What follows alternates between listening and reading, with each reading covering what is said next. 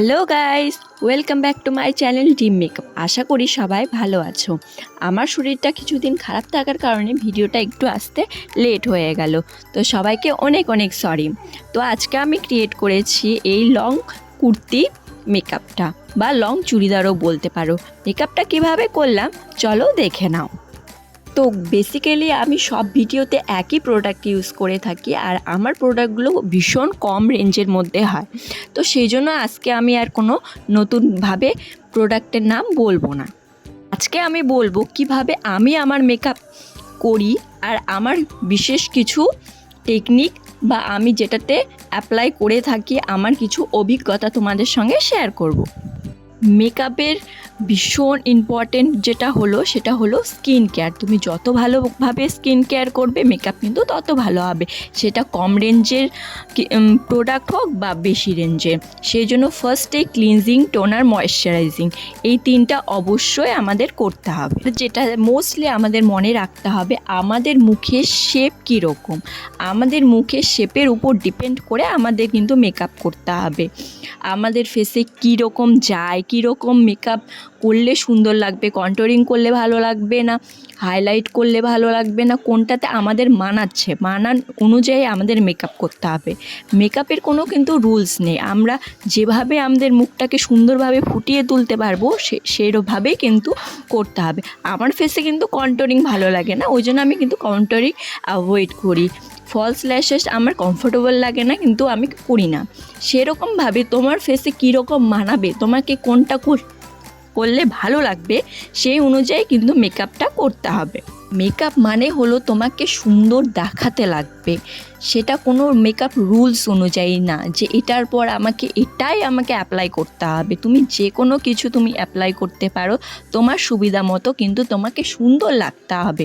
মানুষের সৌন্দর্য তার মনে থাকে, তারপর তার ফেসে কিছু কিছু জায়গা থাকে যেখানে একটু হলেও সেটাকে প্যাম্পার করলে আমাদের সুন্দর লাগবে, সেটাই আমাদের মেকআপ।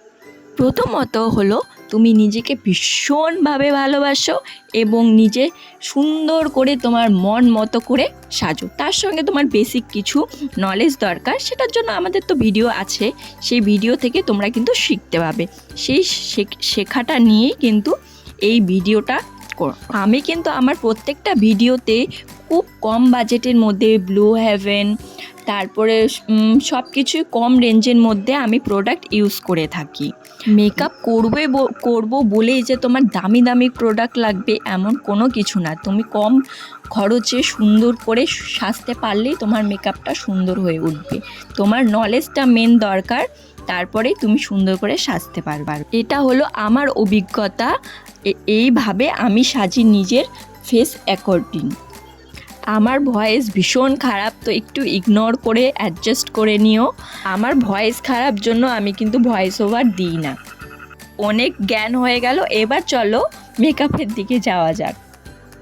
কাজল আমি লোয়ার ল্যাশে দিয়ে নিচ্ছি, তারপরে আমি ব্রাউন আইশ্যাডো দিয়ে আমি সিম্পলি ব্লেন্ড করে নিচ্ছি।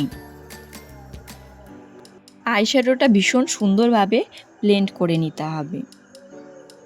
তারপরে আমি সেটিং স্প্রে আমি আইশ্যাডোতে দিয়ে নিচ্ছি, কারণ আমার কাছে কোনো রকম ব্লু লাইনার ছিল না, সেই জন্য সেটিং স্প্রেটাকে আইশ্যাডোতে দিয়ে হালকা করে ছোট ফ্ল্যাট ব্রাশ দিয়ে সেটাকে হালকা করে মিশিয়ে নিয়ে সেটাকে আমি লাইনারের মতো করে অ্যাপ্লাই করে নিব। বাঙালি মানেই জুগাড়ু, তো জুগাড়ু একটু না করলে হয় নাকি।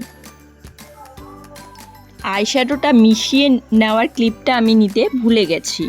তো এইভাবে যে কোনো লাইনার যদি তোমাদের ইচ্ছে হয় যে আমি কালারিং আইশ্যাডো দিয়ে লাইনার দিব, তো আইশ্যাডোতে সেটিং স্প্রে দিয়ে সেটাকে সুন্দর করে মিশিয়ে লাগিয়ে নিতে পারো, তাতে খুব সুন্দর দেখাবে। তারপরে নিচে আমি লাইনার দিয়ে নিচ্ছি। ব্ল্যাক লাইনার দিয়ে আমি সুন্দর করে চোখ আঁকিয়ে নিলাম। কাজলের নিচে ব্ল্যাক লাইনার দিলে কিন্তু সুন্দর লাগে চোখটা, বেশি ব্ল্যাক ডার্ক হয়ে যায়।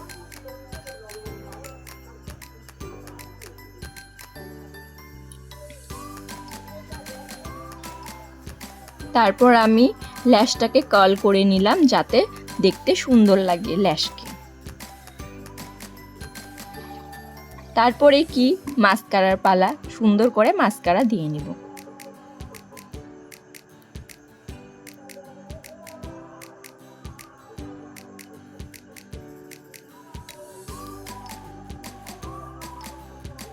লুকটা ভীষণ সিম্পল লাগছিল, সেই জন্য হালকা গোল্ডেন শিমারি আমি দিয়ে নিলাম আইশ্যাডোর উপরে।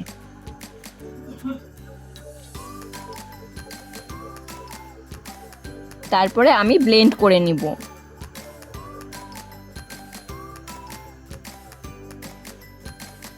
তারপরে ব্রুটাকে সেট করে নেব। ব্রুটা করতে আমি ভুলে গেছিলাম, কারণ আমি বেসিক্যালি ব্রুটা করি না। ওই জন্য পরে আমার মনে পড়লো যে আমার ব্রু করা হয়নি। আমি যেটাতে কমফোর্টেবল ফিল করি আমি সাজতে কিন্তু সেটাই করি। তারপরে আমি দুটা লিপস্টিকে মিক্সড করে পরে নেব।